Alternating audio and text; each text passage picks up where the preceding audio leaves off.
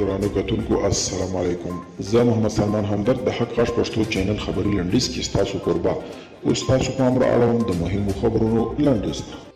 ترکمنستان وايي د ټاپي پروژې په عملي کولو کې د پام وړ پرمختګونه لرلي دي. د ترکمنستان د بهرنیو چارو وزیر رشید مرادوف وايي د ټاپي پروژې په برخه کې پرمختګونه تر دې ځای رسېدلي چې ډېر ژر به ساختماني کارونه پیل شي. د امریکا په 50 ایالتونو کې امنیتي ځواکونو د تیارسۍ امر شوی دی. د رسنیو د راپورونو له مخې د لوړو مراسمو ته 4 ورځې پاتې دي، خو د امریکا په ټولو 50 ایالتونو کې سرتیرو ته د تیارسۍ امر شوی دی. ځینو ایالتونو پر تګ راتګ بندیز هم لګولې دي. تاجکستان وایي له افغانستان سره د سولې په برخه کې هر ډول همکاري ته تیار دي.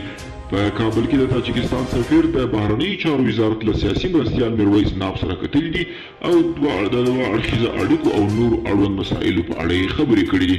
په امریکا کې د کورونا ویروس د قربانیانو شمېر 395 زره ته لوړ شوی دی او تر 23 میلیونه ډېر کسان هلته پر دې ناروغۍ اخته شوي دي.